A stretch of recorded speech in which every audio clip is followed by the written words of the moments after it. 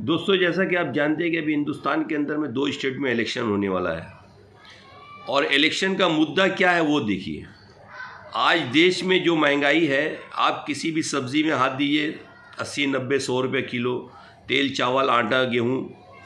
ये जो हिंदुस्तान के 140 करोड़ में 130 करोड़ जो लोग हैं, जो मिडिल क्लास और गरीब तबका के हैं, इनका मुद्दा है एक ही कि महंगाई कम हो, जिनके बच्चे स्कूल में पढ़ते हैं स्कूल का फ़ीस कम हो, हेल्थ डिपार्टमेंट में जो इलाज में जो पैसा जाता है वो कम हो, मेडिसिन का दाम कम हो।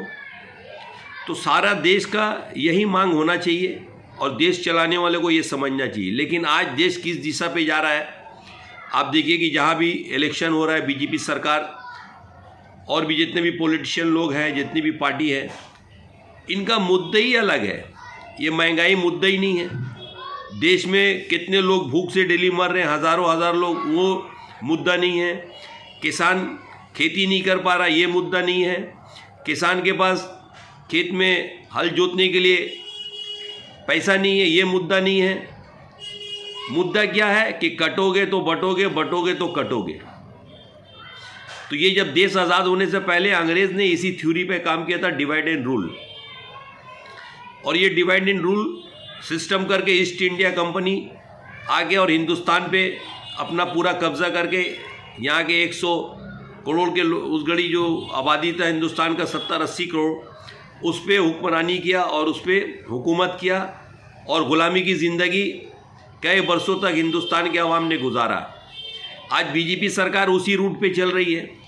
वो डिवाइड एंड रूल कर रहे थे, ये भी तकसीम कर रहे हैं, कटोगे तो बटोगे, बटोगे तो कटोगे। अरे हिंदुस्तान चलेगा सबका साथ सबका विकास के साथ, अगर आपका नारा है तो उस पर आप काम कीजिए।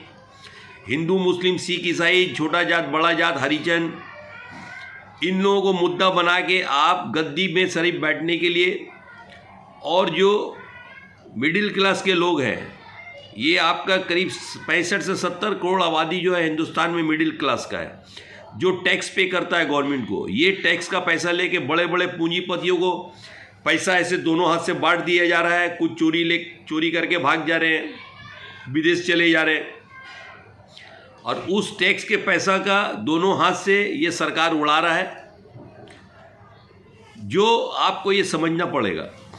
अगर आप ये आज नहीं समझें, और इसको समझने के लिए आपको बहुत अच्छा रास्ता है आपके पास वोट का, कि जो सरकार आपकी और आपके आने वाले नस्ल को बर्बाद करना चाहती है, हिंदुस्तान की एकता को तोड़ना चाहती है, हिंदू, मुस्लिम, सिख, ईसाई को डिवाइड करना चाहती है, इसको कैसे रोका जाए, तो उसका एक ही ज़रिया है, वो वोट का ज़रिया। वो आपके अंदर पावर है।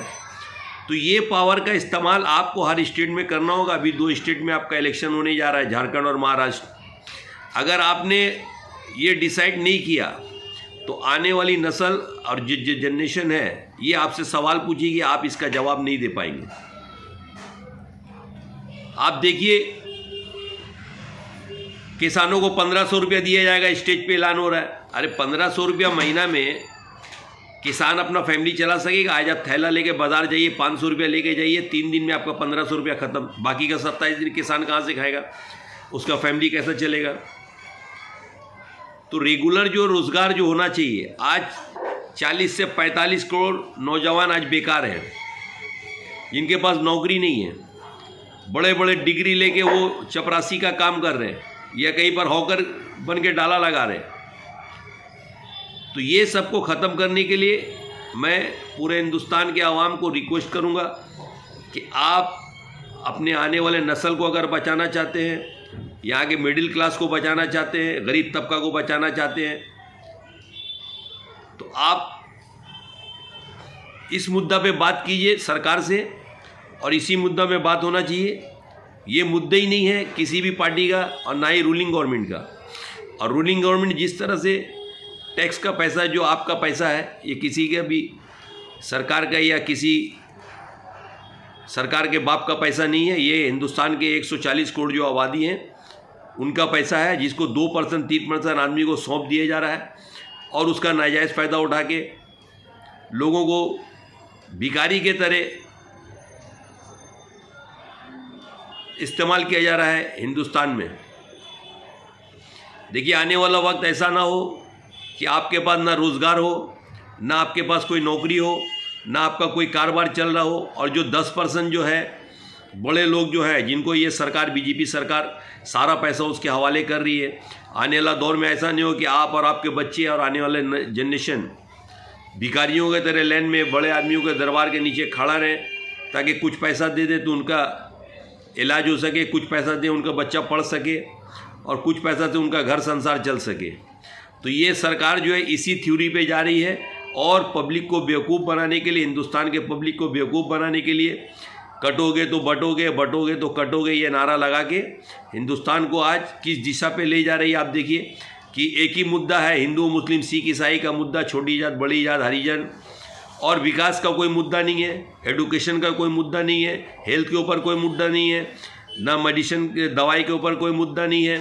तो इनके पास मुद्दा सिर्फ एक ही है, जानने के ये झूठ बोल के पब्लिक का वोट लेके सारे हिंदुस्तान को बेवकूफ़ बना के लास्ट में ये अपना गद्दी में बैठ जाएंगे। फिर 5 साल आप इनका गुलामी कीजिए, मोदी जिंदाबाद, मोदी का नारा लगाइए, योगी जिंदाबाद, योगी का नारा लगाइए, और इनके पीछे झंडा डंडा लेके आप घूमते रहिए, ताकि आपका और आपका आने वाला नस्ल हमेशा इनका गुलामी करता रहे और ये राज करते रहे।